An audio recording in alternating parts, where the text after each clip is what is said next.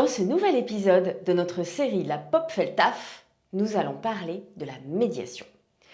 Pour cela, je vous invite dans l'univers de la pièce de Jean-Luc Lagarce, Juste la fin du monde, adaptée au cinéma par Xavier Dolan. Alors l'histoire est la suivante. Louis, un jeune homme homosexuel, revient dans sa famille après 12 ans d'absence, vraisemblablement à l'issue d'une rupture familiale, de conflits. Et il revient dans un but assez précis qui est d'annoncer sa mort prochaine à sa famille.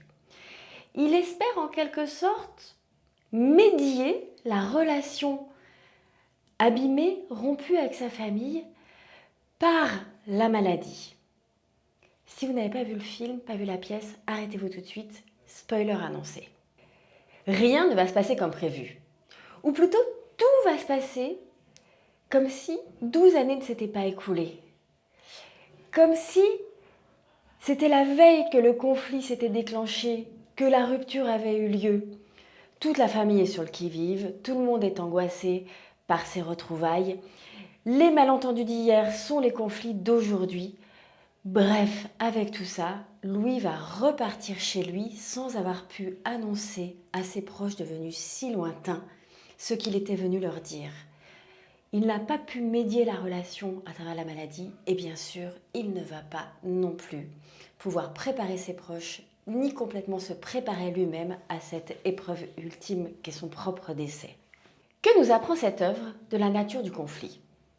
En tout premier lieu, que ni le temps qui passe, ni la distance qui s'installe ne peuvent naturellement et automatiquement résoudre le conflit. Parfois même, la distance qui s'installe contribue à refroidir le conflit, à une sorte de glaciation.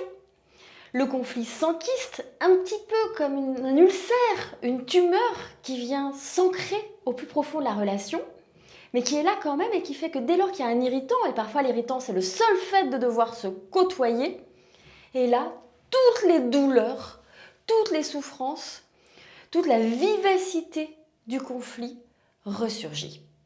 Deuxième enseignement. Le conflit supporte mal la diversion.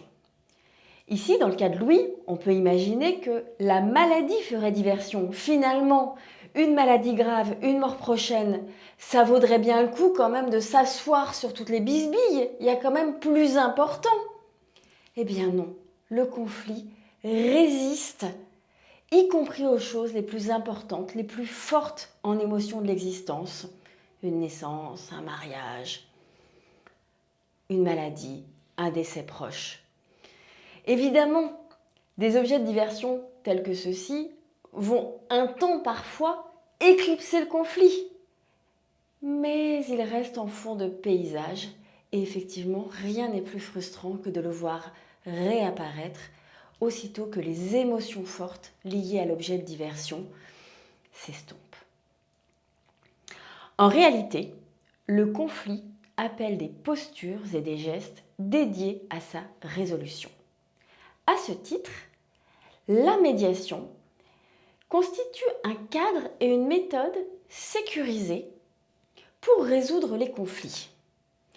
La médiation, en effet, va permettre l'expression par chacun des protagonistes de ses intérêts, de ses besoins, et donc une meilleure compréhension aussi par chacun des intérêts et des besoins de l'autre. C'est cela qui va permettre aussi que l'on comprenne mieux les raisons du différent. Et à partir de cette matière faite de compréhension, on va commencer à pouvoir envisager d'une part des solutions concertées et acceptées par chacun, et d'autre part, prendre des engagements pour une relation plus durable, ou en tout cas adossée à ces engagements qui sont pris par rapport à ce que l'on a appris ensemble du conflit. En d'autres termes, au travail, en famille, en amitié, en amour, ne faites pas comme Louis.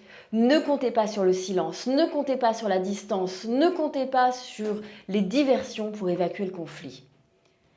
Mais pensez à la médiation pour pouvoir vous exprimer et pour pouvoir trouver des situations respectueuses de votre propre écologie relationnelle, de l'écologie relationnelle de l'autre, et aussi évidemment de ce qui est bénéfique pour l'environnement.